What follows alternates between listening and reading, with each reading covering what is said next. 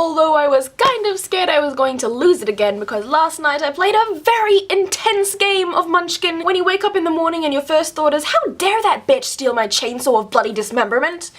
You know you've gone to the bad place. Hello everybody, my name is Jillian and welcome to Frizzbiscuit. Today I'm going to tell you the story about Professor Fangirl. Intrigued yet? Semester 1 of 2014 has officially commenced. And as much as I'm glad to be back at classes, the thing I dread the most is 8 AM lectures. It just requires a lot of effort to actively listen at 8 o'clock in the morning, even with coffee. Luckily I only have one 8 o'clock lecture this semester, so it's not really that bad, but I was still dreading having to wake up so early and catch public transport there because no, I still do not have my license. But then when the lecture started, I was pleasantly surprised. Have you ever been in the situation where you're unbelievably dreading something and then it defies all your expectations and turns out to be the best thing ever? That was this 8 o'clock lecture. I mean, I probably should have expected it to be pretty awesome because it is a media unit, but it's also one of those generic introductory units, so I didn't have really high hopes for it. But then I met Professor Fangirl. Definitely made a good first impression. The first thing she did was show us a Supernatural video, and then she went on to show us the Buffy vs. Edward video, which if you haven't seen, it is the best thing ever, and I'll put a link right here.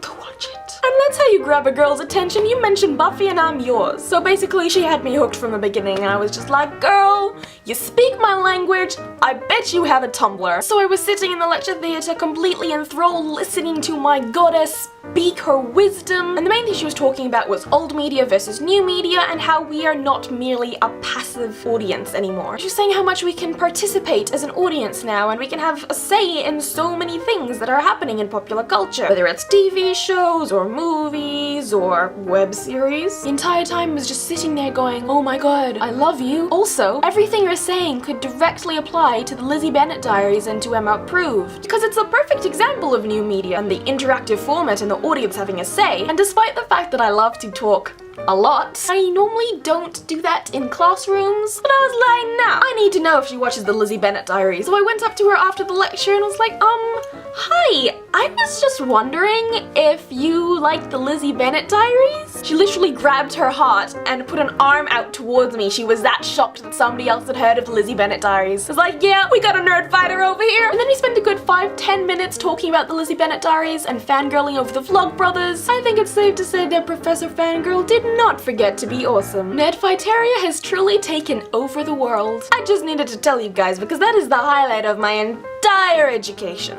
Anyway, that's about all for this week. Like this video, hit subscribe and comment down below. Have you ever had a teacher who's so amazing that they just defied the laws of how much awesomeness can be contained within one person? Let me know. And that's all folks, bye!